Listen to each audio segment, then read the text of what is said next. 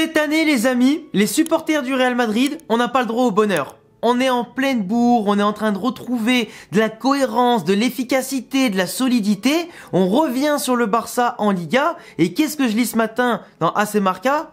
Vinicius Junior, blessé 3 semaines à 1 mois, frérot.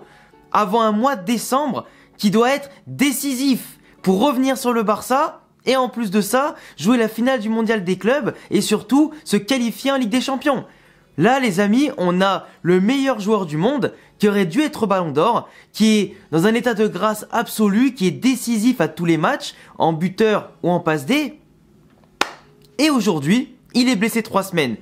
Il a fait un match dingue encore contre Leganés dans son activité, les efforts, simplement son efficacité offensive dans les dribbles, ce qu'il apporte dans la percussion, etc. Avec la passe D aussi qui donne bien sûr à Kylian.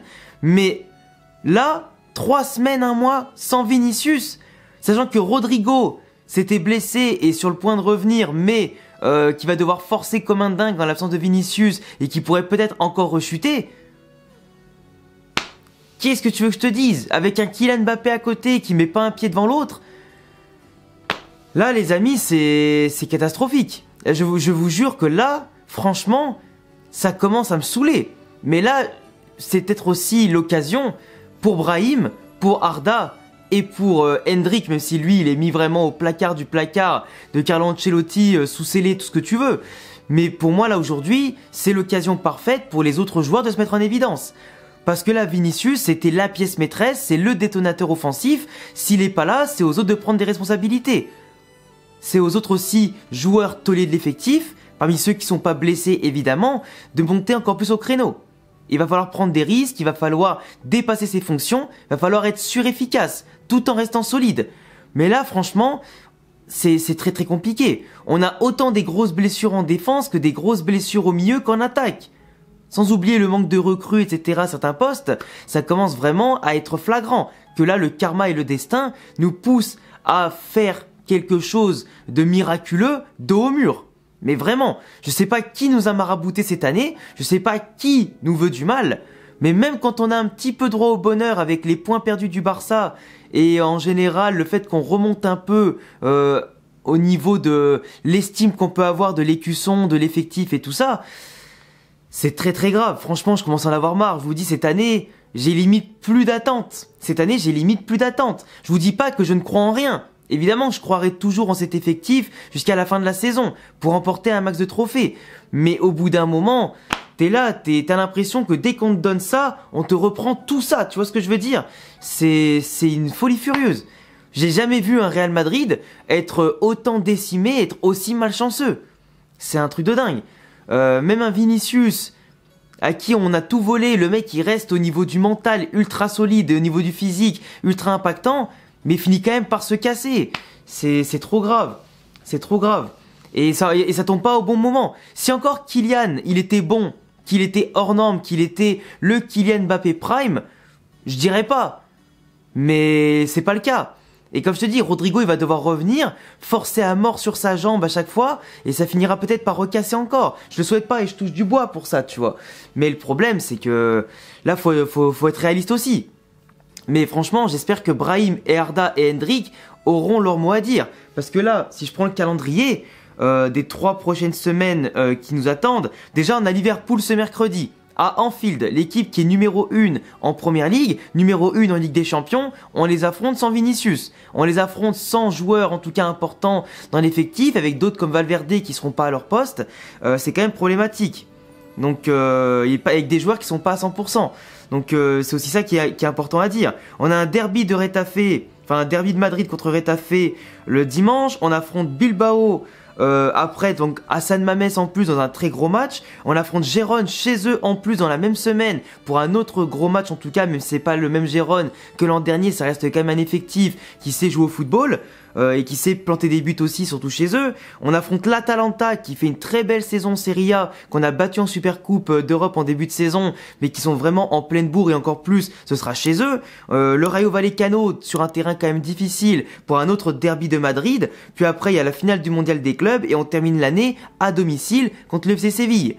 Donc peut-être qu'il sera de retour pour la finale du mondial des clubs et peut-être simplement pour le FC Séville. Mais là, ils annoncent quand même 3 semaines, 1 mois sans lui.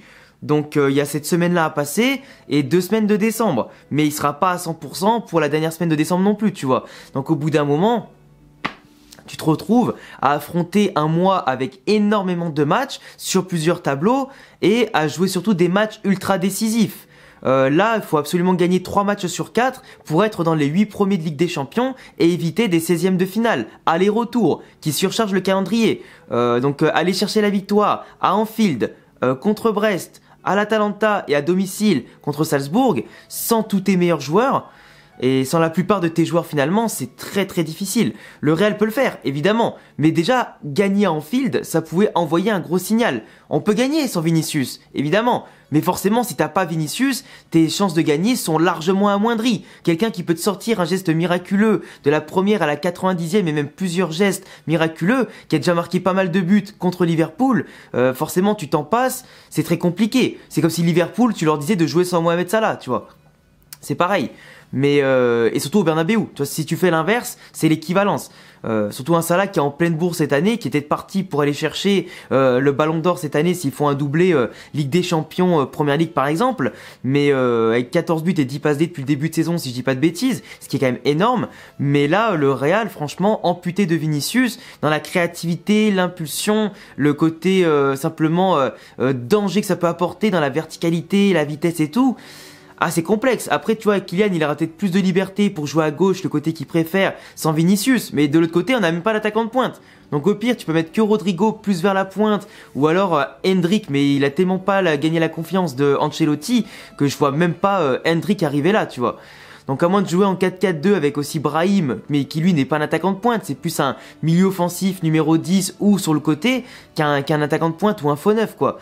Donc le problème c'est que là, tu vois, tu payes aussi une saison où t'as pas Rossellou, où t'as pas d'autres joueurs qui auraient pu au bon poste faire leur différence, et malheureusement tu vas le payer cash. Mais peut-être que comme l'an dernier, à des moments quand Vinicius était blessé, t'avais Jude Bellingham qui avait pu marquer beaucoup de buts, t'avais Rodrigo qui avait su être important aussi durant l'absence de Vinicius, donc pourquoi pas, peut-être que là d'autres vont prendre le leadership, et c'est aussi ça une équipe, c'est savoir compenser les départs, compenser les faiblesses de l'effectif, compenser les blessures avec d'autres individualités qui peuvent faire la différence, et peut-être que le collectif va jouer autrement, et peut-être que ça marchera pendant un moment, mais là on va quand même affronter une grosse série de matchs, et sans tes meilleurs joueurs, sans une bonne dynamique et tout, c'est complexe, parce que la dynamique, on était en train de la reprendre, mais elle était aussi basée beaucoup sur Vinicius et sur d'autres individualités mis au bon poste. Là, petit à petit, tu les enlèves de leur bon poste, et en plus, tu perds certains joueurs. Donc c'est quand même très problématique. Donc c'est à Ancelotti maintenant et son staff de trouver des solutions miracles, et ce sera aussi au collectif de compenser ça par un excès d'efforts, en tout cas, qu'il faudra mettre en place dans le bon sens,